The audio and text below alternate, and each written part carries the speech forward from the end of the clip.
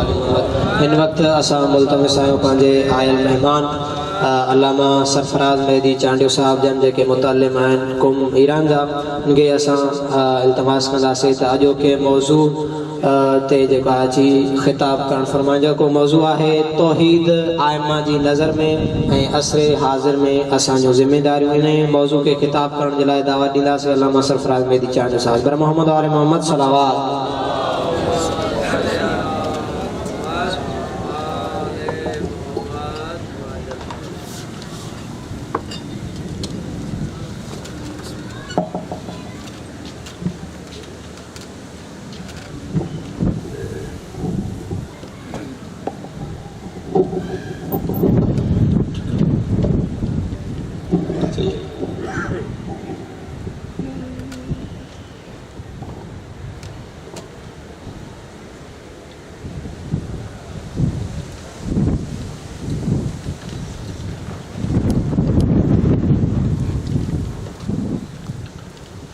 حسبی اللہ و نعم الوکیل و نعم المولا و نعم النصیر.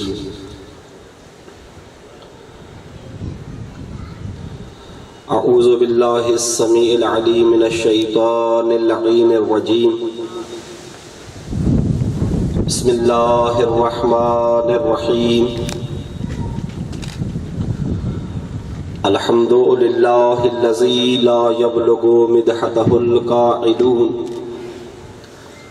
ولا يحصي نعماءه العادون ولا يعدي حقه المجتهدون.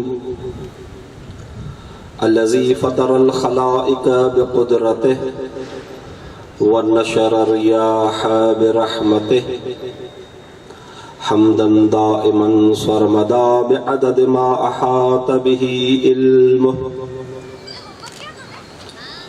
الصلاة والسلام والتحية والإكرام على سيد الأنبياء والمرسلين حبيب إله العالمين سيدنا ومولانا أبي القاسم محمد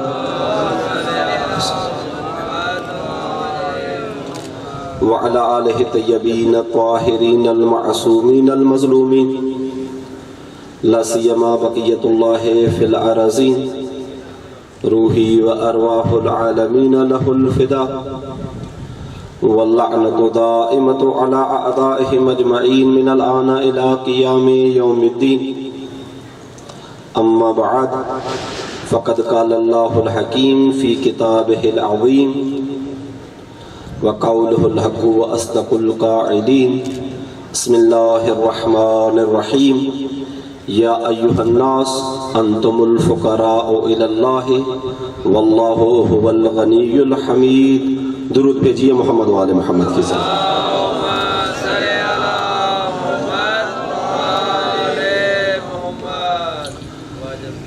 خمسہ تفہیم اسلام میں شریک میرے معززین برادران اور بزرگوار، بارگاہ رب العزت میں التجا ہے کہ خالق کائنات ہم سب کی یہ نشست اپنی بارگاہ میں قبول و منظور فرمائے. خداوند متعال جن بزرگان نے اس نشست کا اہتمام کیا ہے ان کی شرعی حوائج اپنی بارگاہ میں قبول و منظور فرمائے. جتنے بھی مریض ہیں بالاخص حضرت حجت الاسلام والمسلمین قبلہ مولانا علی بخش سجادی حافظہ اللہ و ابقا، خداوند متعال ان کو صحت عاجلہ و قابلہ عنایت فرمائے. آپ مومنین جو اس پر وقار نشست میں تشریف فرما ہے، خداوند متعال آپ کی شرعی حوائج کو اپنی بارگاہ میں قبول و منظور فرمائے. بارگاہ رب العزت میں التجا ہے کہ خداوند متعال ہمیں مفاہیم دین سمجھنے اور ان پر عمل کرنے کی توفیق عنایت فرمائے. ان تمام دعاؤں کی مقبولیت کے لیے بلند ترین درود بھیجیے محمد و آل محمد کے ساتھ.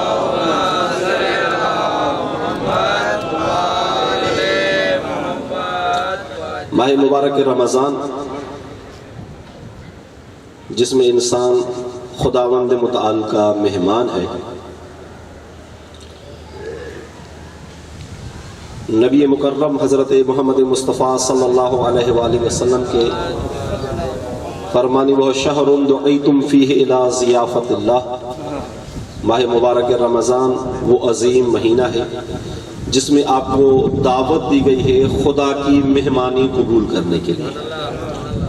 بہترین فرصت ہے کہ انسان مفاہیم دین کو، مفاہیم اسلام کو سمجھے اور سمجھنے کے بعد ان کی تبلیغ اور ترویج میں مشغول ہو جائے۔ خداوند متعال نے ماہ مبارک رمضان کی عبادت جو روزہ قرار دیا ہے، واقعی ایک ایسی عظیم عبادت ہے جو فقط اور فقط خدا اور انسان کے درمیان ہے۔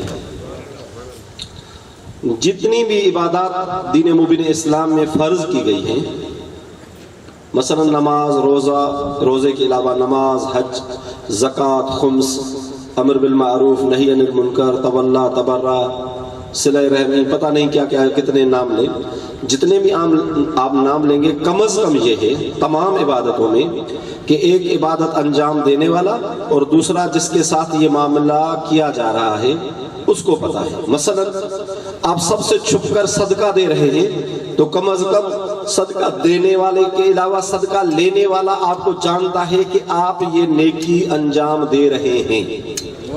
لیکن روزہ خداوند متعال کی طرف سے واحد وہ عبادت ہے جو فقط اور فقط انسان اور خدا کے درمیان ہے، کسی اور کو پتہ ہے ہی نہیں۔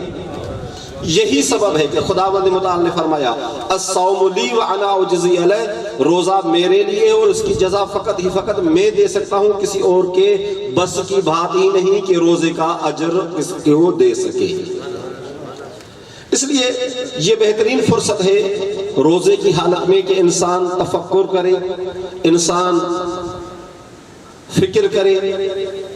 اور خداوند متعال نے ماہ مبارک رمضان میں جب دوسری عبادتوں کا رتبہ بڑھا دیا ہے اور روزے دار کی نیند کو عبادت کہہ دیا ہے، تو اندازہ لگائیے کہ وہ فکر، وہ تفکر جس کے لیے بیان کیا گیا ہے کہ ایک عالم کا 1 ساعت فکر کرنا عابد کی 70 سال کی عبادت سے افضل ہے۔ جب یہ عام دنوں میں ایسا ہے تو یہ فکر کرنا ماہ مبارک رمضان میں کتنا اجر اور ثواب رکھتا ہوگا۔ یہ 2 مقدماتی باتیں تھی جو میں آپ کی خدمت میں عرض کی تاکہ آپ کی توجہ میری طرف جذب ہو جائے، کیونکہ جس موضوع پہ میں اپنے عرائض آپ کی خدمت میں پیش کرنے جا رہا ہوں وہ ایک ایسا عظیم موضوع ہے جو اسلام اور ایمان کی بنیادی شرط ہے۔ جب تک انسان موحد نہیں بن جاتا نہ صحیح طریقے سے مسلمان بن سکتا ہے، نہ موحد اور مومن بن سکتا ہے۔ توحید تمام اسلامی تعلیمات کا محور اور مرکز ہے۔ جس بندے نے خالق کائنات کی وحدانیت اور توحید کو اچھے طریقے سے سمجھ لیا، اس کی معرفت حاصل کر لی، تو باقی سب مسائل سمجھنا ان کے لیے بہت ہی آسان ہو جاتا ہے۔ موضوع آپ سب لوگوں نے سماعت فرمایا ہے، میں ابھی آپ کی خدمت میں پیش کرتا ہوں اس کا ایک مقدمہ۔ موضوع یہ ہے کہ توحید اہل بیت علیہ السلام کی روایات کی نظر میں، توجہ کیجئے گا موضوع پہ، توحید اہل بیت علیہ السلام کی روایات کی نظر میں کیا ہے اور اس زمانے میں ہماری ذمہ داریاں کون سی ہیں۔ توحید بنیادی طور پہ ایک ایسا عظیم اور وسیع موضوع ہے جس کے متعلق تمام مکاتب، بالاخص مکتب اسلام میں، مذہب اسلام میں یہ بیان کیا گیا ہے کہ توحید کے تمام بنیاد عقلی ہیں۔ توجہ کیجئے گا اس نقطے پہ، یہ نقطہ سمجھنا بہت ہی اہم ہے ہمارے درس کو آگے بڑھانے کے لیے کہ توحید کے تمام بنیادیں عقلی ہیں۔ اس بنیادی جو توحید کی جتنے بھی بنیاد ہیں اور عقلی ہیں، اس میں کسی کی بھی تقلید کرنا جائز نہیں ہے۔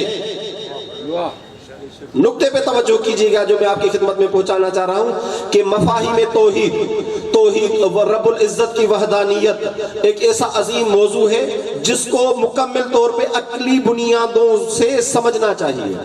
عقل انسان ہی وسیلہ بن سکتا ہے کہ انسان توحید کو جتنا سمجھ سکتا ہے وہ سمجھ لے. عقل کے علاوہ کوئی دوسرا رستہ، کوئی دوسرا طریقہ ہمارے پاس موجود نہیں ہے.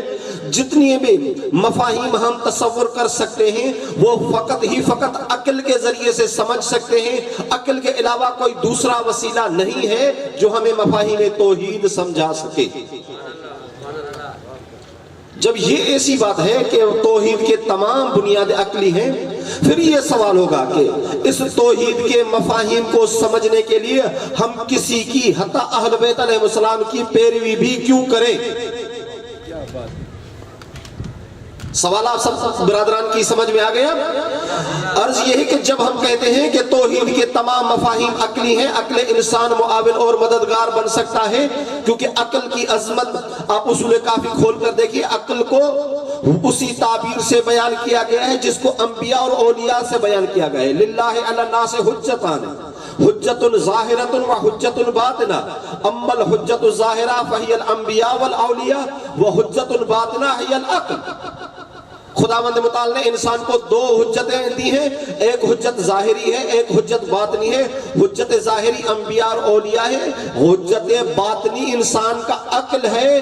جب تک انسان اپنے عقل کو استعمال نہیں کرے گا، عقل سے کام نہیں لے گا، تو انسان بہت سے مفاہیم سے آشنائی پیدا نہیں کر سکے گا. جب ایسا ہے تو پھر ہم اہل بیت علیہ السلام کی روایات کو کیوں قبول کریں؟ خاص کر کے ایسے عظیم موضوع میں جس میں تقلید کرنا کسی کی بھی جائز نہیں ہے. توحید کے لیے ضروری ہے کہ ان کو براہین عقلی کے ذریعے سے ہم حاصل کریں، حل کریں مسائل کو. توجہ ہے میری طرف. ایک نقطہ جو ہمیں مجبور کرتا ہے اور ہماری ضرورت بن جاتی ہے کہ ہم مفاہیم توحید میں بھی اہل بیت علیہ السلام کی روایات اور ان کے کلام کی طرف رجوع کریں، وہ بنیادی علت اور اصلی محتاجی یہ ہے کہ ہم واقعی عقل مند تو ہیں لیکن ہمارا عقل بھی کامل عقل نہیں ہے، ناقص عقل ہے. بہت سی ایسی چیزیں ہیں جن کو ہم اپنے ناقص عقول کے ساتھ سمجھ نہیں سکتے.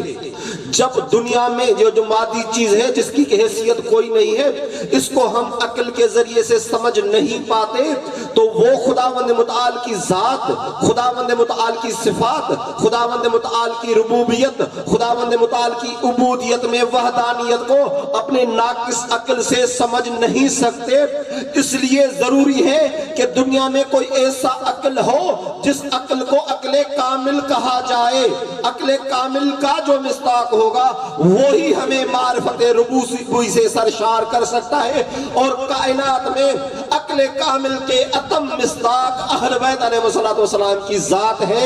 یہ عقل کامل ہونا ہمیں محتاجی دیتا ہے، ہمارے لیے ضروری بنا دیتا ہے کہ ہم توحید کے مسائل میں بھی اہل بیت کی طرف رجوع کریں، کیونکہ وہ عقل کامل ہیں، ہم عقل ناقص ہیں. عقل کامل عقل ناقص سے بہت زیادہ چیزیں سمجھ سکتا ہے اور توحید کی حقانیت کو آشکار کر سکتا ہے. درود بھیجیے محمد و آل محمد کے ساتھ.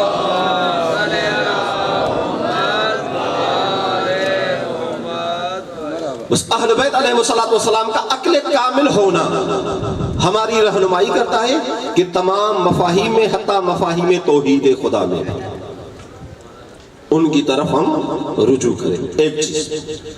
دوسرا نقطہ اہل بیت علیہ السلام کی عصمت سے متعلق ہے. اہل بیت علیہ السلام چونکہ معصوم ہیں، ان کی طرف خطا، غلطی یا اشتباہ کی نسبت دینا جائز نہیں ہے. وہ خطا سے بھی مبرہ ہے، وہ اشتباہ سے بھی مبرہ ہے، وہ غلطی سے بھی، گناہ سے بھی مبرہ ہے. اس لیے بھی ان کی پیروی کرنا واجب بن جاتی ہے، کیونکہ ان کے کلام میں بھی خطا ناممکن ہے. بہرحال اگر میں اس نقطے کی طرف چلا جاؤں تو بہت سے مفاہیم ہیں جو ہمیں متوجہ کرتے ہیں کہ اہل بیت علیہ السلام کی طرف رجوع کریں. میں کیونکہ میرا موضوع اہل بیت علیہ السلام کے کلام سے توحید اور ان کے اقسام کو ثابت کرنا ہے، اس لیے میں کوشش کرتا ہوں کہ اہل بیت علیہ السلام کے کلام کو زیادہ سے زیادہ آپ کی خدمت میں پیش کر سکوں، گرچہ یہ محض نقلی بحث ہو جائے گا، اہل بیت علیہ السلام کے کلام کو میں آپ کی خدمت میں نقل کروں گا، لیکن کیونکہ وہ عقل کل ہیں تو معرفت پروردگار میں سب سے زیادہ مؤثر وہ عقل کل کے مصداق ہی بن سکتے ہیں۔ آپ درود بھیجئے محمد و آل محمد۔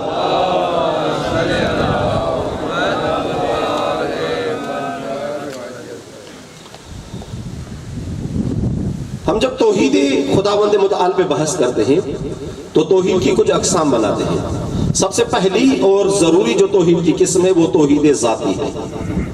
توجہ کیجئے گا اس نقطے پر۔ توحید ذاتی کا مطلب کیا ہے؟ توحید ذاتی کا مطلب یہ ہے کہ خداوند متعال ذات کے اعتبار سے واحد ہے۔ یہ نقطہ بہت ہی دقیق ہے، اس پہ توجہ کیجئے گا۔ میں کوشش کرتا ہوں کہ اس کو بہت آسان کر کے آپ کی خدمت میں پیش کروں۔ توحید ذاتی کا مطلب یہ ہے کہ خداوند متعال اپنی ذات میں واحد ہے۔ توجہ کیجئے گا، یکتا ہے۔ لیکن اس نقطے کی طرف بالکل توجہ کیجئے گا کہ ہم جو یہ کہہ رہے ہیں کہ خداوند متعال اپنی ذات میں ایک ہے، یکتا ہے، خداوند متعال واحد ہے، اس کا مطلب یہ 1 2 3 والا عددی 1 2 ہونا نہیں ہے۔ جو اعداد میں آ جائے، جو عدد میں سما جائے وہ خدا نہیں بن سکتا۔ جو اعداد سے بالا ہو، جس کی تعریف اعداد بیان نہ کر سکے، اس کو توحید کہتے ہیں۔ ہم جب کہتے ہیں ذات میں واحد ہے تو اس واحد سے مراد گنتی والے اعداد والا 1 2 3 نہیں لینا، بلکہ اس کی 2 معنی بیان کی گئی ہیں کہ خداوند متعال اپنی ذات میں واحد ہے۔ اس کا کیا مفہوم ہو سکتا ہے؟ اب اس کے لیے ہمارے پاس کون سی روایت ہے، کون سا اہل بیت علیہ السلام کا کلام ہے جسے ہم ثابت کر سکتے ہیں کہ خداوند متعال اپنی ذات میں وحدانیت رکھتا ہے، اس کا کوئی شریک نہیں ہے، وہ ہر قسم کی تشبیہ سے مبرہ ہے، کوئی اس جیسا بن نہیں سکتا۔ یہ روایت واقعا لطیف اور مزیدار روایت ہے، آپ توجہ کریں، میں آپ کی خدمت میں پیش کرتا ہوں۔ درود بھیجئے محمد و آل محمد کے ساتھ۔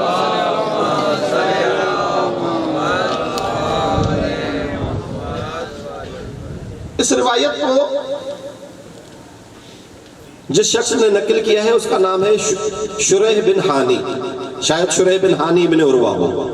جنگ جمل میں، اس حالت میں کہ جنگ جمل کی جاری تھی، دونوں طرف نبرد آزما تھے، دونوں ایک دوسرے کے مقابلے میں تیروں، تلواروں، نیزوں، پتہ نہیں کن کن ہتھیاروں کا استعمال کر رہے تھے۔ توجہ کیجئے گا، موقعیت دیکھیے، جنگ کی حالت ہے۔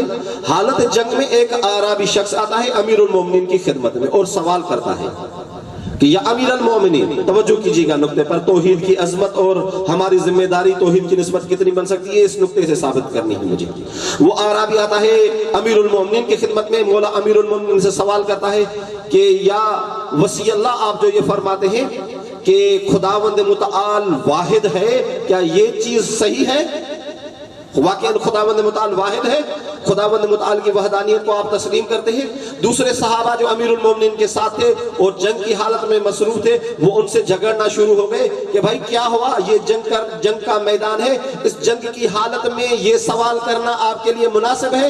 ابھی ہم تلواروں کے سائے میں ہیں، تلواروں سے ہمیں نمٹنے دیجئے، اس کے بعد یہ سوال کیجئے گا۔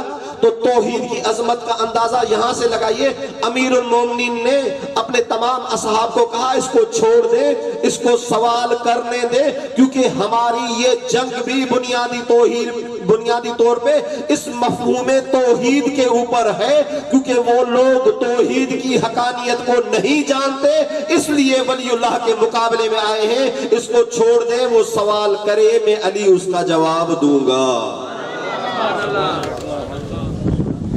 حالت جنگ میں آئی، ایک اعرابی خداوند متعال کی وحدانیت کے متعلق سوال کرتا ہے اور امیر المومنین اس کا جواب فرماتے ہیں۔ امیر المومنین کیا فرماتے ہیں؟ توجہ کیجئے گا، روایت بہت زیادہ ہے، لیکن کیونکہ یہاں پہ میرا مقصود توحید ذاتی ہے تو میں توحید ذاتی کے سلسلے میں اس روایت کے اس مقطع کو بیان کر رہا ہوں جو توحید ذاتی کو بیان کر رہا ہے۔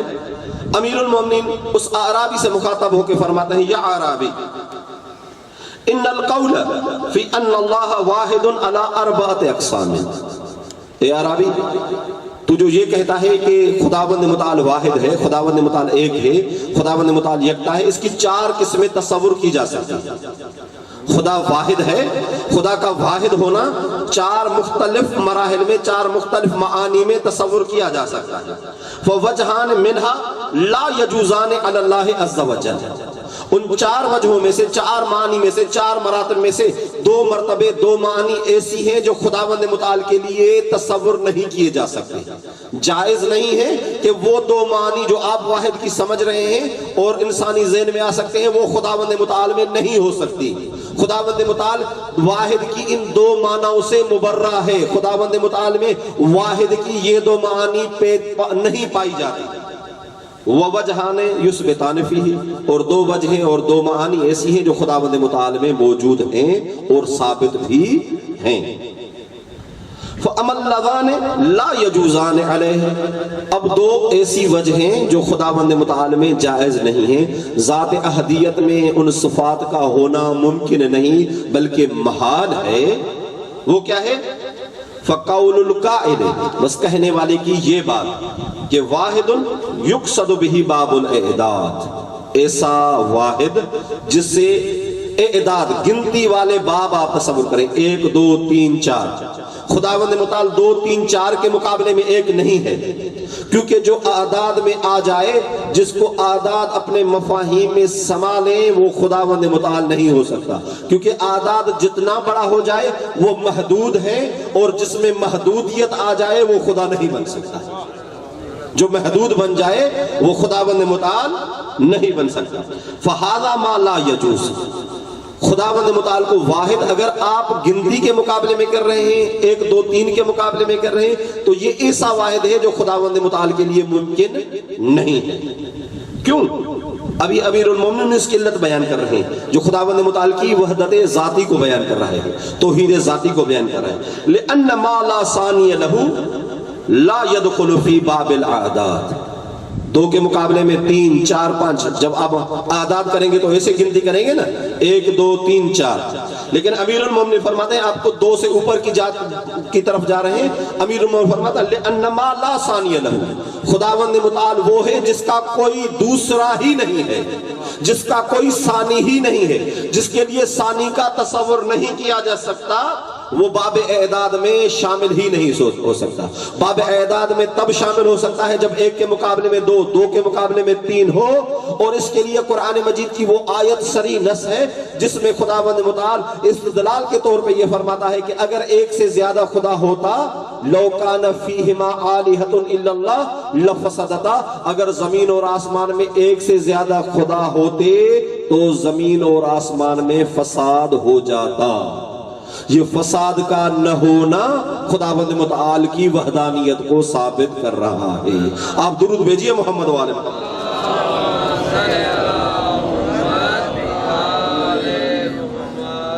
اما ترى، کہ آپ نہیں دیکھ رہے، انہو کفر، کہ اس نے کفر اختیار کیا ہے، من قال، جس نے یہ کہا ہے، ثالث ثلاثۃ۔ ثالث ثلاثۃ قرآن مجید کی ایک سورہ ہے جس میں نصارہ کے عقیدے کی طرف اشارہ کیا گیا ہے۔ قرآن مجید کی آیت ہے، میں اس کی تفسیر میں نہیں جا رہا، مختصر یہ ہے کہ وہ نصارہ خداوند متعال کے اوپر تیسرے کا بھی تیسرا حصہ، ثالث ثلاثۃ، یعنی 1 ثلث کا بھی ثلث جو ہے اس کی طرف یہ اعداد کی نسبت خدا کی طرف دے رہے تھے۔ اس اعداد کی نسبت جو خدا کی طرف دے رہے تھے، اس کے لیے امیر المومنین فرمایا کہ جو بھی خداوند متعال کے اعداد کا قائل ہوا ہے، خداوند متعال نے اس کو مسلمان یا مومن نہیں کہا بلکہ کافر کہا ہے۔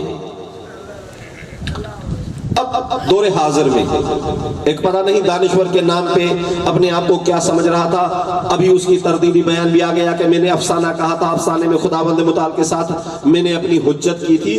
ان کی اگر نظریات کو بنیادی طور پہ دیکھیں تو ان کا یہ کہنا کہ خداوند متعال کو ماں کے درد کا احساس نہیں، کیونکہ اس کو کسی ماں نے پیدا نہیں کیا، کسی ماں سے اس کی ولادت نہیں ہوئی، بالکل بالکل وہی تعلیم ہے جو عیسائی مذہب میں موجود تھی. یہ عیسائیوں کا نظریہ ہے جو خداوند متعال کو باپ بیٹے اور پتہ نہیں کس کس سے تشبیہ دیتے تھے.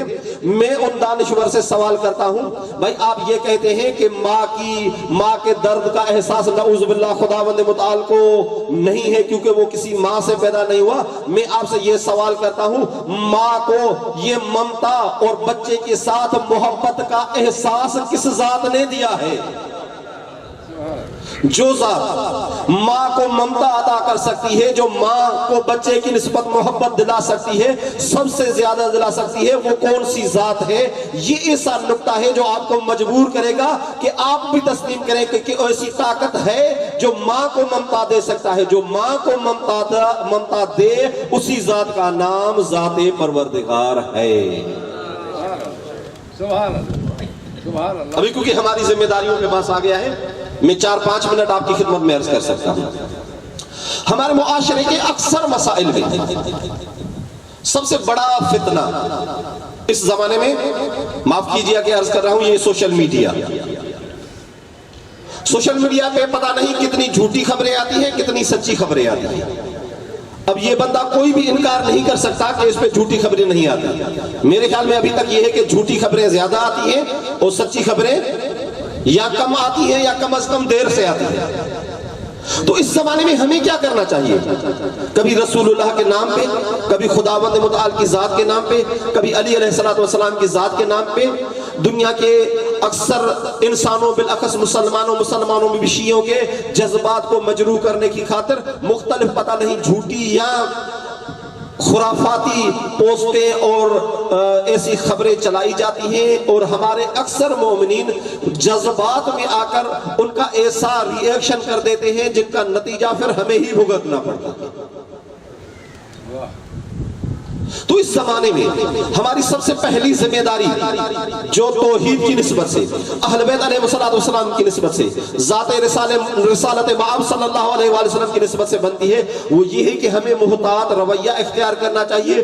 جو بھی خبر سوشل میڈیا پہ گردش کر رہی ہے, سب سے پہلا کام یہ ہے کہ اس کے سچے ہونے کی تصدیق کر لیں. ہم جب تک یہ اطمینان نہ ہو جائے کہ یہ خبر سچی ہے, ہمیں کوئی ری ایکشن نہیں کرنا چاہیے. اور دوسرا یہ سوشل میڈیا ایک ہتھیار ہے, ایک وسیلہ ہے جو دشمن ہمارے خلاف استعمال کر رہا ہے. تو ہمیں کفر کی فتویٰ لگانے, ہمیں مختلف اور سورسز استعمال کرنے کے بجائے یہی ہتھیار سوشل میڈیا کا ان کے خلاف استعمال کرنا چاہیے. جو بندہ سوشل میڈیا پہ آ کر وحدانیت خدا پہ وار کرتا ہے, وہ ایک آتا ہے, آپ 10 آئیں, خداوند متعال کی وحدانیت کے اتنے دلیل پہنچائیں اسی پلیٹ فارم اور سوشل میڈیا کے ذریعے کہ وہ خود بندہ اپنی غلطی کی طرف متوجہ ہو جائے اور راہ راست پہ آنے کے لیے ان کے پاس مقدمات فراہم ہو جائیں. لیکن لازمی نہیں ہے کہ وہ آپ کی بات کو قبول کرے. بات کو قبول کرنے کے لیے اگر آپ کی بات حق ہوگی اور آپ کا رویہ مناسب ہوگا, دیکھو علامہ اقبال, جو بات دل سے نکلتی ہے اثر رکھتی ہے, لیکن اگر آپ حق کی آواز کو کمزور ترین سسٹم کے ساتھ بھی دنیا کے سامنے پیش کریں تو یہ دنیا اس کمزور آواز کی گرویدہ بن جاتی ہے اور عاشق بن جاتی ہے جب یہ آواز حق کا آواز ہو. اس لیے سب سے پہلی ذمہ داری سوشل میڈیا کو محتاط طریقے سے استعمال کرنا ہے. اگر کوئی بندہ آ کے مذہب اسلام کے خلاف, تعلیمات اسلامی کے خلاف, ذات نبی کریم صلی اللہ علیہ وسلم کے خلاف, خداوند متعال کی وحدانیت اور توحید کے خلاف بولتا ہے, تو ہمیں بھی بجائے اس کے کہ کوئی دوسرا پلیٹ فارم استعمال کرے, یہی پلیٹ فارم ان کے خلاف استعمال کرنا چاہیے. اور مذہب اسلام جو دلیل کو سب سے زیادہ اہمیت دیتا ہے, دلیل کے ذریعے سے اگر ان کو بات سمجھائیں تو اختلاف, جھیڑے اور یہ جو ہمارے درمیان فسادات ہیں ان کی نوبت ہی نہیں آئے گی. بہرحال درود بھیجیے محمد و آل محمد کے ساتھ.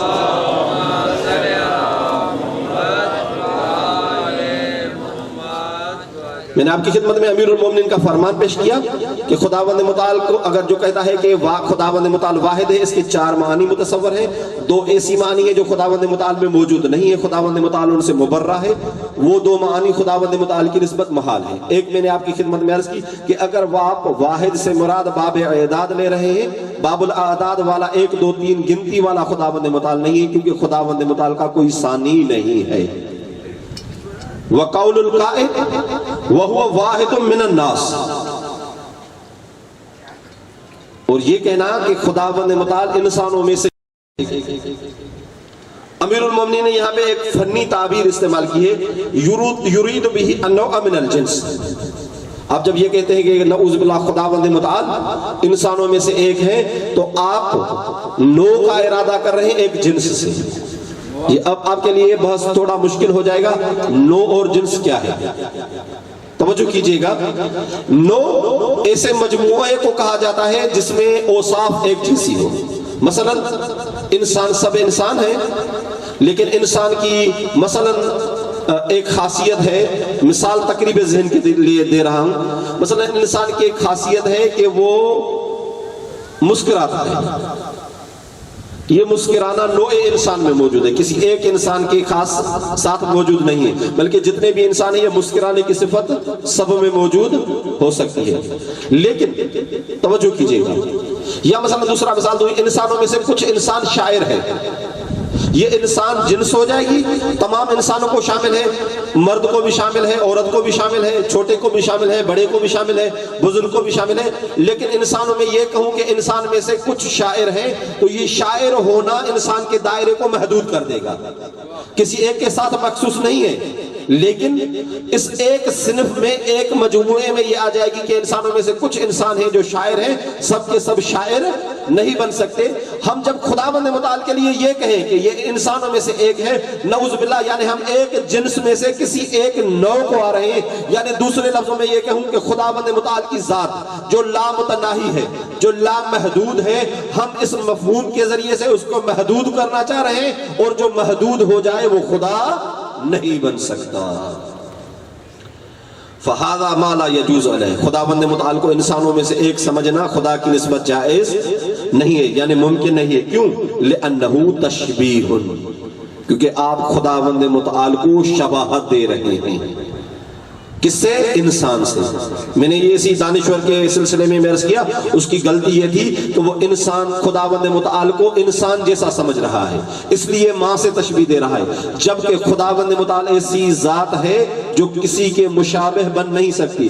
کیوں؟ کیونکہ خود قرآن مجید فرماتا ہے لیس کمثلہ شیء، خداوند متعال کے مثل اور اس کی شباہت میں کائنات میں کوئی بھی شے موجود ہی نہیں ہے. وَجَلَّ رَبُّنَا عَنْ ذَلِكَ وَتَعَالَى، اور ہمارا رب اسے مبرہ اور پاکیزہ ہے کہ اس کو کسی چیز کے ساتھ تشبیہ دی جا سکے. یہ دو ایسے قسم تھے، ایک واحد باب اعداد سے، دوسرا واحد تشبیہ کے بنیاد سے.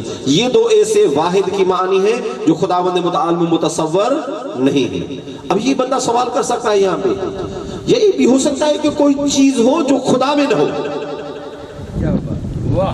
یہ ممکن ہے کہ کوئی ایسی چیز ہو جو خداوند متعال میں موجود نہ ہو. ہاں صحیح، یہ ممکن ہے، بلکہ واقع ہوا ہے کہ ہر وہ چیز جو نقص ہے وہ خداوند متعال میں نہیں ہے، کیونکہ یہ محدودیت نقص کی علامت ہے. نقص ہے اس لیے خداوند متعال میں نہیں ہو سکتا، کیونکہ جو وہ ناقص ہو وہ خدا بن ہی نہیں سکتا. دنیا کی ہر وہ چیز جو نقص کہلائے خدا اسے مبرہ ہے. دنیا کی ہر وہ چیز جو کمال اور فضیلت کہلائے اس کا حقیقی خالق میں خدا ہے، حقیقی مالک میں خدا ہے، کیونکہ کل کمالوں کے مالک کا نام ذات پروردگار ہے. وَأَمَّا الْوَجْهَانِ اللَّذَانِ يُثْبِتَانِ فِيهِ، لیکن دو ایسی واحد کی معنی جو خداوند متعال کی ذات میں موجود ہیں اور ثابت ہیں. فَقَوْلُ الْقَائِلِ، بس کہنے والے کی یہ بات، هُوَ وَاحِدٌ لَيْسَ فِي الْأَشْيَاءِ شَبَهٌ، خداوند متعال ایسا واحد ہے کہ اشیاء میں اس جیسی اس کی شبیہ کو ہے ہی نہیں. ایسا واحد ہے کہ کوئی چیز اس سے شباہت رکھتی ہی نہیں. ایسا واحد ہے کہ اس جیسا دنیا میں تصور ہی نہیں کیا جا سکتا. بلکہ یوں کہوں کہ ایسا واحد ہے جس کا شبیہ ہونا محال ہے. ذات پروردگار ایسا واحد ہے. کذالک ربنا، امیر المومنین فرماتے ہیں ہاں ایسا واحد جس کی دنیا میں دوسری کوئی شبیہ نہ ہو، کسی چیز سے شباہت نہ رکھتا ہو، ہمارا رب ایسا ہی ہے. وقول القائل، اور کہنے والے کی یہ بات کہ انہ عز وجل احد المعانی، خداوند متعال جس کی شان بہت اعلیٰ ہے وہ ایک معنی ہے. یعنی یعنا بھی، اس سے مراد یہ لے، خداوند متعال واحد ہے، اس سے مراد یہ لے کہ انہ لا ينقسم فی وجود، خداوند متعال کو وجود میں تقسیم نہیں کر سکتے. ہم یہ کہتے ہیں نا خداوند متعال موجود ہے. موجود ہے اس کا مطلب یہ نہیں کہ یہ نہیں کہہ سکتے کہ خداوند متعال وجود رکھتا ہے، مثلا وجود عقلی رکھتا ہے، وجود وہمی رکھتا ہے، وجود خارجی رکھتا ہے. نہیں، خداوند متعال وجود کی کسی قسم میں تقسیم نہیں ہو سکتا. ولا عقل، خداوند متعال کوئی ایسی ذات نہیں ہے کہ عقل میں سما جائے، بلکہ خداوند متعال تو بہت دور کی بات ہے. ائمہ علیہ السلام بھی اس عقائد کے باب میں یہ فرماتے ہیں ان دین اللہ لا یصاب بالعقول، خداوند متعال کی ذات تو چہ رسد، لیکن دین خدا کے بھی بہت سے ایسے مسائل ہیں جن کو انسان اپنے ناقص عقل کے ذریعے سے سمجھ نہیں پاتا. جب دین کے احکام کی حقیقت کو خداوند انسان عقل کے ذریعے سے سمجھ نہیں پاتا تو ذات پروردگار کو عقل کے ذریعے سے فقط نہیں سمجھ سکتا. ولا وہم، خداوند متعال کسی وہم میں بھی نہیں آ سکتا، کسی وجود میں تقسیم نہیں ہو سکتا، کسی عقل میں تقسیم نہیں ہو سکتا. امیر المومنین فرماتے ہیں کذالک ربنا عز وجل، ہاں ہمارا پروردگار، ہمارا رب ایسا ہی ہے. بس اس حدیث کا میں اگر خلاصہ کروں کہ دو قسم کی نفی ہے، دو قسم کی واحد اور احدیت کو ثابت کر کے یہ بتاتا ہے کہ واحد کی معنی یہ ہے کہ خداوند متعال کا کوئی شریک بھی نہیں ہے، خداوند متعال کا کوئی شبیہ بھی نہیں ہے. خداوند متعال کی نسبت شرک اور شباہت کو ترک کر دینا خداوند متعال کی توحید ذاتی کی طرف اشارہ ہے. اب درود بھیجئے محمد و آل محمد کے ساتھ.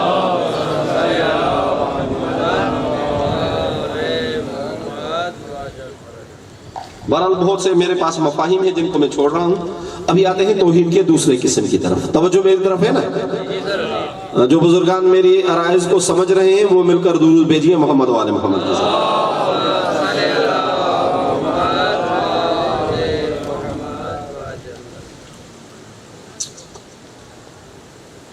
توحید صفاتی. توحید صفاتی کا مطلب یہ کیا ہے کہ جس طرح، توجہ کیجئے گا، جس طرح خداوند متعال اپنی ذات میں واحد ہے، خداوند متعال جس طرح اپنی ذات میں یکتا ہے، اپنی تمام صفات میں، توجہ کیجئے گا اس نقطے پر، خداوند متعال جس طرح اپنی ذات میں تنہا ہے، اپنی ذات میں یکتا ہے، اپنی ذات میں واحد ہے، اسی طرح اپنی صفات کمالیہ میں بھی واحد اور یکتا ہے. خداوند متعال کی جتنی صفات ہم تصور کر سکتے ہیں، جتنے صفات ہمارے ذہن اور عقول میں آ سکتے ہیں، خداوند متعال ذات کی طرح ہی اپنی صفات میں بھی واحد اور یگانہ ہے. اس کا کوئی شریک، اس کا کوئی شبیہ نہیں ہے. وہ وحدانیت ذات کی نسبت سے تھی، یہ وحدانیت اور توحید صفات خداوند متعال کی نسبت سے ہے.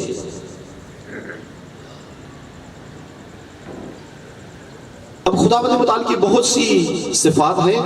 امیر المومنین اپنے ایک فرمان میں خداوند متعال کی کچھ صفات کی طرف اشارہ کر کے یہ بیان کرنا چاہ رہے ہیں کہ خداوند متعال اپنی صفات میں بھی ذات کی طرح یکتا ہے، ان کا کوئی شریک نہیں ہے، ان کا کوئی شبیہ نہیں ہے. امیر المومنین صفات توحید صفاتی کے بیان میں یہ فرماتے ہیں وَكُلُّ عَزِيزٍ غَيْرُهُ ذَلِيلٍ،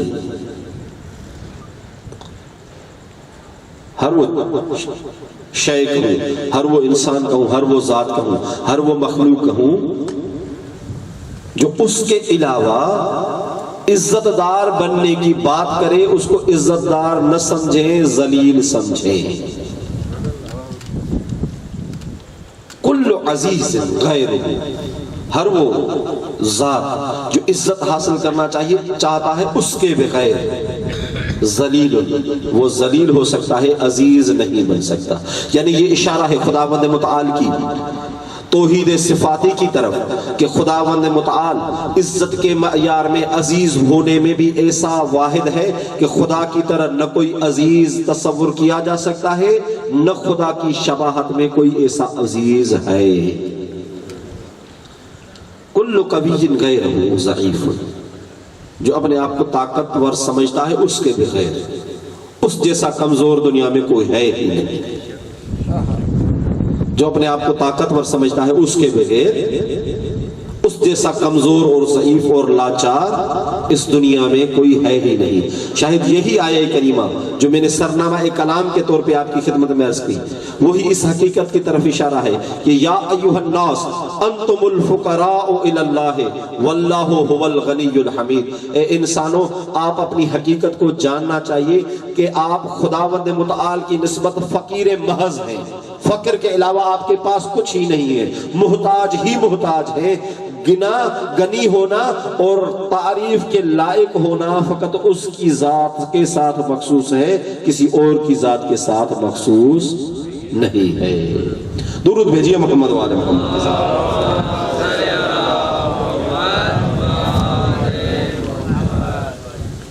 بہرحال بہت سی اور صفات بھی امیر المومنین نے اس خطبے میں بیان کی ہے، میں جن کو چھوڑ رہا ہوں دامن وقت میں کیونکہ گنجائش نہیں ہے میرے پاس۔ توحید کا تیسرا اور سب سے اہم صفت قسم جو ہم توحید کے باب میں بیان کرتے ہیں وہ توحید افعالی ہے۔ توجہ کیجئے گا اس نقطے کی طرف، ذات اور صفت کی توحید آپ کے ذہن میں ہونی چاہیے۔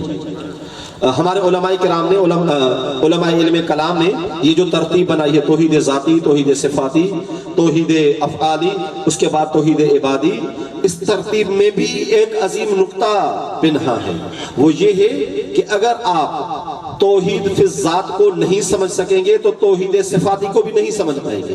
توحید صفاتی کو جب تک نہیں سمجھ پائیں گے توحید عبادی کو بھی نہیں سمجھ پائیں گے، توحید افعالی کو بھی سمجھ نہیں پائیں گے۔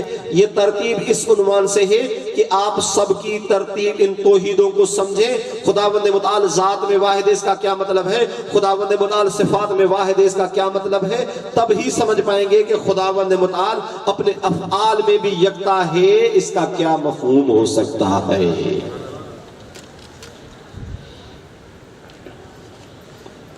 اور یہاں سے ایک عظیم بحث بھی چھڑ جاتا ہے۔ یہاں پہ شاید میرے الفاظ میرا ساتھ نہ دیں، کوشش کرتا ہوں کہ الفاظ کو ایسے ادا کروں کہ جو میرے اندر میں ہے، جو میرے ضمیر میں ہے، وہ آپ تک پہنچا سکوں۔ توحید افعالی کا مطلب یہ ہے کہ خداوند متعال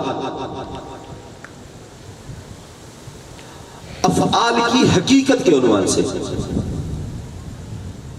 افعال کی حقیقت کے عنوان سے واحد اور تنہا ہے۔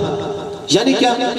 یعنی اس کا مطلب یہ ہو جائے گا کہ دنیا میں کوئی بھی مخلوق، دنیا میں کوئی بھی چیز اس کی سلطنت اور قدرت اور اس کی مشیت کے بغیر کچھ نہیں کر سکتی۔ پتہ نہیں میں اپنے الفاظ آپ کی خدمت میں پہنچا سکا یا نہیں۔ یعنی ہم جب یہ کہتے ہیں کہ خداوند متعال افعال میں واحد ہے، توحید افعالی ہے، اس کا مطلب یہ ہے کہ خداوند متعال جب تک نہ چاہے کائنات میں ایک پتا بھی ہل نہیں سکتا۔ تو اب انسان کے ذہن میں یہ سوال آئے گا کہ پھر آپ جو یہ منبر پہ کہتے ہیں کہ انسان کو خداوند متعال نے آزاد خلق کیا ہے، انسان کو خداوند متعال نے مختار خلق کیا ہے، یہ کس قسم کا اختیار اور کس قسم کی آزادی تصور ہو سکتی ہے؟ جبکہ آپ خود کہتے ہیں جب تک خدا نہ چاہے انسان کچھ نہیں کر سکتا۔ سبحان اللہ، سبحان اللہ، جزاک اللہ۔ یہ توحید افعالی میں آ کے ہم مسلمانوں میں بہت سے گروہ ہو جاتے ہیں۔ کیا بات! کچھ لوگ آتے ہیں جو جبر کے قائل ہو جاتے ہیں، کہتے ہیں خداوند متعال نے انسان کو کون سا اختیار دیا ہے؟ خداوند متعال جب مختار ہے، جب خداوند متعال کی مشیت کے بغیر کچھ نہیں ہو سکتا، تو اس کا مطلب یہ ہے کہ انسان مجبور محض ہے، انسان وہی کرتا ہے جس کا حکم خدا دیتا ہے۔ नऊज़ बिल्लाह। यानी वो कहते हैं कि क्योंकि मैंने ये गुनाह इसलिए अंजाम दिया क्योंकि खुदावंद मुताल ने मुझे ताकत दी, खुदावंद मुताल ने चाहा तब मैंने ये गुनाह किया। अगर खुदा न चाहता तो मैं ये गुनाह अंजाम न देता। मैं तो मजबूर महज हूं, मेरा क्या इख्तियार है, मैं तो कुछ कर ही नहीं सकता हूं, मैं वो ही करता हूं जो खुदा चाहता है। इसके बिल्कुल बरअक्स में कुछ लोग आ गए, वो कहते हैं नहीं, खुदावंद मुताल ने खल्क किया और हमें छोड़ दिया। ये छोड़ दिया मेरी तरफ से इस्तिलाह है जिसको हम इल्म कलाम की भाषा में तफवीज कहते हैं। और अहले बैत अलैहिस्सलाम फरमाता है जो भी तफवीज का कायल हो गया उसने कुफ्र इख्तियार कर दिया। यानी क्या कहते हैं, खुदावंद मुताल ने हमें खल्क किया, खल्क करने के बाद बस छोड़ दिया है। अब हमारा और खुदा के दरमियान कोई ताल्लुक नहीं है। हम जो करें अपनी मर्जी से करेंगे, जैसे करें, जो भी करेंगे, इसमें खुदावंद मुताल का कुछ भी नहीं है। हम जो भी करते हैं खुद करते हैं, हम मुस्तकिल हैं, हम ही हैसियत रखते हैं, हमारे अलावा कुछ भी नहीं है। ये दोनों किस्म जो तौहीद अफ़आली को नहीं समझ पाए मुख्तलिफ किस्मों में बट गए हैं। इसका बुनियादी सबब यह है कि इन्होंने तौहीद अफ़आली के मफ़ाहीम को दुरुस्त तरीके से नहीं समझा। इसलिए इमाम सादिक अलैहिस्सलाम का फरमान है, जब पूछा गया कि मौला आप जबर के कायल हैं या तफवीज के कायल हैं, तो मौला ने फरमाया ला जबर वला तफवीज बलिल अमरु बैनल अमरैन। हम न जबर के कायल हैं न तफवीज मुतलक के कायल हैं, बल्कि जबर और तफवीज के दरमियान रहते हैं। यानी इसका मतलब क्या है, हम समझते हैं कुछ चीजें ऐसी हैं जो हमारे बस में नहीं है, कुछ चीजें ऐसी हैं जो हमारे बस और इख्तियार में हैं। हम मसऊल उन चीजों की निस्बत हैं जो हमारे बस और इख्तियार में हैं। इसका सादा मिसाल मैं ये पेश कर सकता हूं कि खुदावंद मुताल में मसलन खुदावंद मुताल ने हमें मसलन मर्द खल्क किया है, औरत खल्क नहीं किया। अब मर्द खल्क होने या औरत खल्क करने में हमारा बस नहीं चलता। यह खुदावंद मुताल की मर्जी है कि हमें मर्द बनाए या औरत बनाए। लेकिन इसके मुतालिक खुदावंद मुताल हमसे भी नहीं पूछेगा कि मैंने आपको मर्द क्यों बनाया। कहूंगा खुदा या इख्तियार आपका, आपने बनाया, मैं बन गया। वाह भैया, अगर आप मुझे ही औरत बना दे, औरत बन जाती। इसमें तो मेरा बस और इख्तियार नहीं है। बस जो चीज मेरे बस और इख्तियार में नहीं है, खुदावंद मुताल उसके मुतालिक हमसे सवाल नहीं पूछेगा। इंसान से जो सवाल किया जाएगा, जिसका इंसान जिम्मेवार है, वो उमूर है जो इंसान अपने इरादे और इख्तियार के साथ अंजाम देता है। लेकिन ये नुक्ता याद रहिएगा कि हम तफवीज़ी में भी नहीं है कि हम ये कह दें कि ये इरादा, ये इख्तियार हमारा अपना है। नहीं, ये इरादा और इख्तियार खुदावंद मुताल ने हमें अता किया है। क्योंकि खुदावंद मुताल ने अता करके हमें ये कहा कि इस दुनिया में आप इन चीजों की निस्बत मुख्तार हैं। आपकी मर्जी हिदायत कबूल करें, आपकी मर्जी ज़लालत कबूल करें। इन्ना हदैनाहु सबीला इमा शाकिरा व इमा कफूरा। आपकी मर्जी है कि राह शुक्र इख्तियार करके सलमान बन जाओ या राह ज़लालत और गुमराही इख्तियार करके अबू जहल व अबू लहब बन जाओ। नारे हैदरी। तौहीद का चौथा और आखिरी किस्म तौहीद इबादी है। तौहीद इबादी का मतलब क्या है? तौहीद इबादी का मतलब यह है कि ये इंसान गवाही दे कि अशहदु अल्ला इलाहा इल्लल्लाह, मैं ये गवाही देता हूं कि परस्तिश और इबादत के लायक खुदा के अलावा कोई और जात नहीं है। क्योंकि माह मुबारक रमजान है, मैं यहीं पे अपने अराइज को खत्म कर रहा हूं। माह इबादत है, ऐसा अजीम माह इबादत है जिसमें खुदावंद मुताल ने इंसान को अपना मेहमान बनाया। खुदावंद मुताल ने इंसान को मेहमान बनाया।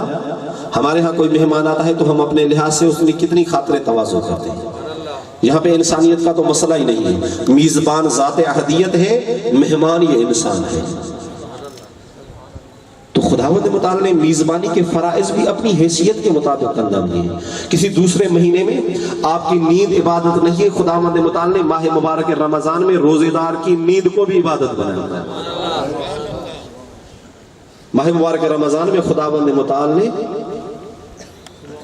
रोजेदार के सांस लेने को तस्बीह के बराबर अजर और सवाब दे दिया। लेकिन एक होशदार भी दिया, ایک چیز کی طرف متوجہ بھی کیا کہ فَإِنَّ الشَّقِيَّ مَنْ حَرُمَ غُفْرَانَ اللَّهِ عَزَّ وَجَلَّ فِي هَذَا الشَّهْرِ الْعَظِيمِ. شقی اور بدبخت ہے، یہ خطبہ شعبانیہ کا عظیم جملہ ہے جس میں پیغمبر اکرم صلی اللہ علیہ وآلہ وسلم ارشاد فرماتے ہیں فَإِنَّ الشَّقِيَّ مَنْ حَرُمَ غُفْرَانَ اللَّهِ عَزَّ وَجَلَّ فِي هَذَا الشَّهْرِ الْعَظِيمِ. بدبخت ہے وہ انسان، شقی ہے وہ انسان جو خداوند متعال کی مغفرت سے اس عظیم مہینے میں محروم رہ جائے. اب یہ آخری سوال اور آپ کی زحمت تمام، ہمیں کس قسم کی عبادت کرنی چاہیے، کیسی خداوند متعال کی عبادت کریں؟ ہمارے ہاں اکثر عبادت کے سلسلے میں جو تصور کیا جاتا ہے وہ یہ ہے کہ ہم عبادت کریں، نیکی کے کام انجام دیں تاکہ ہمیں جنت مل جائے. گناہ کو چھوڑ دیں. گناہ کو کیوں چھوڑیں؟ اس لیے گناہ کو چھوڑ دیں کہ اگر گناہ ہم انجام دیں گے تو قبر اور حشر میں ہمیں جہنم مل جائے گا، ہماری قبر بھی جہنم بن جائے گی، محشر کے میدان میں بھی ہم جہنمی بن جائیں گے. یہ عبادت واقعی کامل عبادت ہے؟ شاید ہماری نظر میں کامل ہو، لیکن امیر المومنین کی نظر میں ایسی عبادت بھی کامل عبادت نہیں ہے، کیونکہ امیر المومنین ذات پروردگار سے مخاطب ہو کے فرماتے ہیں الہی ما عبدتک خوفا من النار ولا شوقا الى الجنت لیکن وجدتک اہلا للعبادت فعبدتک. خدایا میں آپ کی عبادت جہنم کے خوف سے انجام نہیں دیتا، میں آپ کی عبادت جنت کی شوق اور لالچ میں انجام نہیں دیتا. جنت اور جہنم اپنی جگہ پہ، میں کیونکہ آپ کو لائق عبادت سمجھتا ہوں اس لیے آپ کی عبادت کرتا ہوں. نعرہ حیدری. یہاں پہ بہت سے مسائل حل ہو جاتے ہیں کہ جب انسان جنت کی لالچ اور جہنم کے خوف سے نکل کر خداوند متعال کی عبادت کرے تو ہر چیز میں رضائے پروردگار نظر آتی ہے. تب ہی ایک شخص نے جب امیر المومنین سے سوال کیا یا امیر المومنین آپ جس خدا کی عبادت کرتے ہیں، توجہ کیجئے گا، آپ جس خدا کی عبادت کرتے ہیں کبھی اس کو دیکھا ہے؟ امیر المومنین نے فرمایا کیا یہ ممکن ہے جس کو علی نہ دیکھے اور اندیکھے میں ان کی عبادت کر لے؟ جس کو علی نہ دیکھے اس کی عبادت کیسے کر سکتا ہے؟ لیکن ایک فرق ہے علی کی دید اور آپ کی دید میں، علی کی نظر اور آپ کی نظر میں. امیر المومنین اشارہ کرتے ہیں آپ یہ سمجھ رہے ہیں کہ ظاہری آنکھوں سے خدا کو دیکھ لیں کہ آپ کی اس آنکھ میں اتنی وسعت نہیں ہے کہ پورے جہان کو دیکھ سکے. جب خدا کی مخلوق کو نہیں دیکھ سکتی تو خدا اس مخلوق کے خالق کو کیسے دیکھ سکتی ہے؟ لیکن اگر آپ خداوند متعال کی حقیقت کو دیکھنا چاہتے ہیں، خداوند متعال کی معرفت حاصل کرنا چاہتے ہیں تو یہ ظاہری آنکھیں نہیں بلکہ اپنی قلب کی باطنی آنکھیں، اپنے فکر کی آنکھیں، اپنے عقل کی آنکھیں کھولیں. جب آپ کی باطن اور قلب کی آنکھیں کھولیں گے کائنات کا ذرہ ذرہ اس ذات احدیت کا گواہ ہوگا. اور اہل بیت علیہ السلام نے ہر مقام پہ یہی سمجھایا ہے کہ ایک ذات ہے جس کو آپ اگر اپنے دل میں سمجھنا چاہیں تو ہر لحظہ سمجھ سکتے ہیں. تبھی امام صادق کی خدمت میں ایک شخص آیا اور کہا کہ مولا میں کیسے یقین کر لوں کہ خدا ہے، میں کیسے یقین کر لوں کہ خدا ہے؟ امام صادق نے ان کو فرمایا کہ آپ تصور کر لیں آپ کشتی میں جا رہے ہیں، کشتی میں طوفان آ جائے، طوفان میں آپ کی کشتی ٹکڑوں میں تقسیم ہو جائے، مختلف اس کے تختے بن جائیں، آپ ایک تختے پہ سوار ہو، طوفان ہو، سمندر کی موجیں ہوں، ان موجوں میں آپ جب ایک تختے پہ بیٹھ کے جا رہے ہیں آپ کے دل میں یہ خیال آتا ہے کہ نہیں کہ کوئی ایسی ذات ہے جو مجھے یہاں بھی بچا سکتی ہے؟ شخص نے کہا بالکل میرے دل میں خیال آتا ہے. امام صادق نے ان کو فرمایا بس آپ کے دل میں اس ٹائم پہ جب آپ موجوں کے تلاطوں میں ہوتے ہیں، سمندر کی گہرائی میں ایک تختے پہ ہوتے ہیں، کوئی آپ کا یار و مددگار نہیں ہوتا، آپ کے یہ جو امید ہوتی ہے کہ کوئی ذات ہے جو مجھے یہاں سے بھی نجات دلا سکتی ہے، اس ذات کا نام ذات پروردگار ہے۔ نعرہ حیدری۔ اپنے عرائض کو خلاصے کے طور پہ پیش کروں کہ خداوند متعال میں توحید کی جتنی بھی اقسام علماء علم کلام نے بیان کی ہیں، یہ سب اشارہ کرتے ہیں اس فطری امر کی طرف جس فطرت کو خداوند متعال نے ہر انسان کے وجدان میں رکھ دیا ہے۔ کسی بھی انسان کی فطرت مردہ نہیں بنتی، کسی بھی انسان کی فطرت ختم نہیں ہو جاتی۔ ہاں، یہ دنیا میں آ کر مختلف عوامل دنیا میں مشغول ہو کے اپنی فطرت کو بھلا سکتا ہے، اپنی فطرت کو کنار کر سکتا ہے، لیکن جیسے ہی ٹھوکر کھائے گا تو اس کی فطرت آواز دے گی کاش یہ کام نہ کرتے، اپنے رب کی عبادت کرتے تو نجات پا جاتے۔ مسئلہ سیاسی بن جائے گا، لیکن آپ کی خدمت میں عرض کرتا ہوں کہ یہ جو خلفاء کی نسبت سے یہ فرمان نظر آ جاتا ہے کہ لولا علی لہلک فلاں، حقیقت میں اس فطرت کا آواز ہے کہ کاش ہم علی علیہ السلام سے خلافت غصب نہ کرتے تو ہم کبھی بھی ہلاکت میں نہ پڑتے۔ ہلاکت میں پڑنے کا سبب یہ ہے کہ وہ عقل کل جو ہمیں خدا کی طرف متوجہ کرتا، اس عقل کل سے ہم دور ہو گئے۔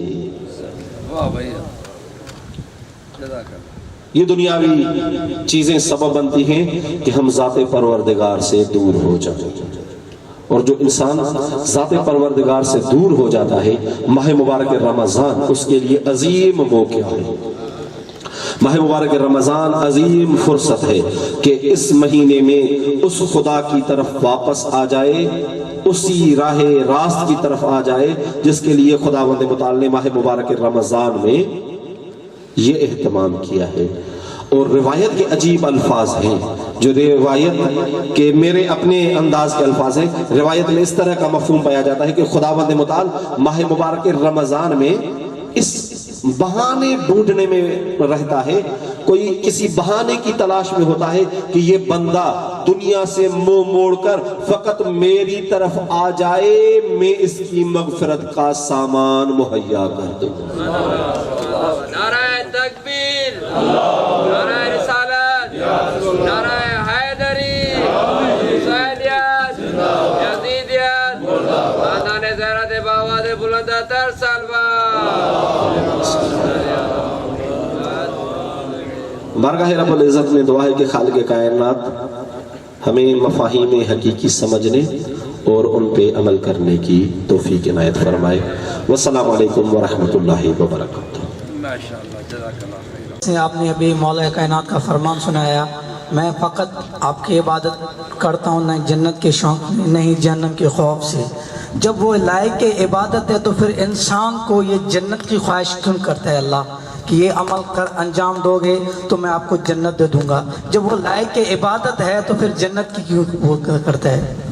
خداوند متعال نے انسان کی فطرت میں کمال کو حاصل کرنے کا حق دے دیا ہے، بلکہ فطری طور پہ انسان کمال کا خواہش مند ہے۔ جنت بھی ایک کمال ہے، لیکن کمال مطلق نہیں ہے۔ ہر انسان کے بس کی بات نہیں ہے کہ یہ کمال حاصل کر کے بہشت میں داخل ہو جائے، لیکن بہشت میں داخل ہونا کمال مطلق نہیں ہے۔ کمال مطلق یہ ہے کہ خداوند متعال کی ہم عبادت کریں، جنت کے شوق سے بالا ہوگا۔ کسی سے بات کرے تو وہ اللہ تعالیٰ کہتا ہے مومن بات نہیں کرتا ہے، میں آپ سے کلام کرتا ہوں، اور عبادت صرف اللہ ہی کا حکم ہے۔ تو رسول خدا نے فرمایا کہ علی کا چہرہ دیکھنا بھی عبادت ہے۔ اس کے موضوع پر کچھ کون سی چیز عبادت ہو سکتی ہے، کون سی چیز عبادت نہیں ہو سکتی؟ تو علماء فرماتے ہیں کہ ہر وہ چیز جو رضایت خدا کا سبب بنے وہ عبادت ہے۔ چاہے آپ کا ایک کلمہ ہو، چاہے آپ کا کوئی چھوٹا سا فعل ہو، چاہے آپ کا کوئی بڑا سا کام ہو، اگر یہ رضائے خدا کے لیے ہے تو یہ عبادت ہے۔ مثلا آپ کا اپنی والدہ کے سامنے مسکرانا کوئی بڑا کام بھی نہیں ہے، کوئی الفاظ بھی نہیں ہے، لیکن یہ مسکرانا فقط اس عنوان سے ہو کہ خداوند متعال نے اپنا جمال اس ماں کی صورت میں مجھے عطا کیا ہے، یہ دیکھ کے آپ مسکرائیں، یہ مسکرانا عبادت بن سکتا ہے۔ دوسری طرف سے آپ جو یہ کہتے ہیں کہ عبادت فقط خداوند متعال کے لیے، عبادت خداوند متعال کے لیے، اس کا مطلب ہرگز یہ نہیں کہ دوسروں کی تعظیم نہ کریں۔ ہم جب یہ کہتے ہیں کہ خداوند متعال لائق پرستش ہے، یعنی خدا کے علاوہ کسی اور کو سجدہ کرنا جائز نہیں ہے۔ سجدہ بھی شاید میری تعبیر کوتا ہو، یعنی حقیقت میں لائق پرستش، لائق عبادت خداوند متعال کی ذات ہے، لیکن ہر وہ چیز جس کے احترام اور تعظیم کا حکم خداوند متعال دے، حقیقت میں وہ خداوند متعال کے حکم کی تعظیم ہے، عبادت کے مرحلے سے خارج نہیں ہوتی۔ मुंहिंजो सुवाल इहो आहे त क़ुर शरीफ़ में आहे त शर्क खां सवाइ ॿियो सभई गुनाह अलाह साईं माफ़ु करे सघे थो सवाइ शर्क जे। त शिरक इंतहाई हसास आहे ऐं तौहीद जेको आहे उनजो उलट शिरक आहे। असां ॿुधो आहे मोमिन किराम चवंदा आहिनि इमाम हुसैन अलैहिस्सलाम तव्हांखे शफ़ा ॾींदो बीमारनि खे, या कोई माण्हू बेरोज़गार हूंदो आहे त उनखे मौला अली रोज़गार ॾींदो।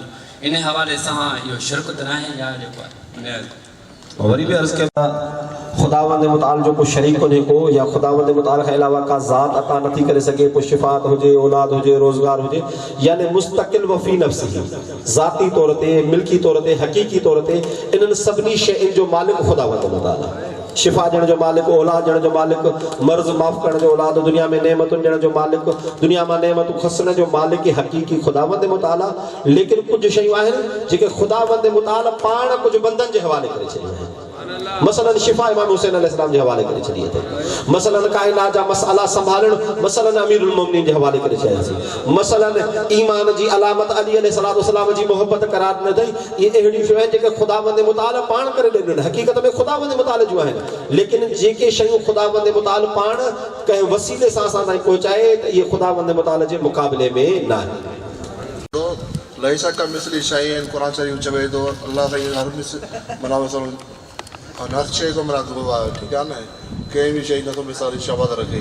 त मौलाना सलाम जा जेके अलकाब आहिनि वजहुल्लाह, इनुल्लाह, यदुल्लाह, लिसानुल्लाह, इन हवाले सां थोरो बयान कयो। मसलन यदुल्लाह फौक़ औदीहिम, अल्लाह जो हथ सभिनी जे मथां आहे। हिते बुनियादी तौर ते मुफ़स्सिरन ऐं बुज़ुर्गनि लफ़्ज़ यद जी माना में वुसअत आंदी आहे त यद मां मुराद रुगो ज़ाहिरी हथ न वठो, बल्कि यद मां मुराद खुदावंद मुताल जी ताक़त आहे। मसला खुदावंद मुताल जी ताक़त सभिनी ताक़तुनि खां मथां आहे। ईअं ई जॾहिं अली अलैहिस्सलाम जी निस्बत तव्हां खुदावंद मुताल जो उज़वन ॾियो था त पोइ फ़क़ति मादी ऐं जेके ज़ाहिरी लफ़्ज़ आहिनि उन्हनि खे न ॾियो, बल्कि उन्हनि लफ़्ज़नि जी माना में वुसअत ॾियो। मसलन अली अलैहिस्सलाम वजहुल्लाह, इन जो मतिलबु इहो आहे त अली अलैहिस्सलाम मअयारा खुदावंद मुताल जे राज़ पे ऐं नाराज़ पे ॾिसण जो।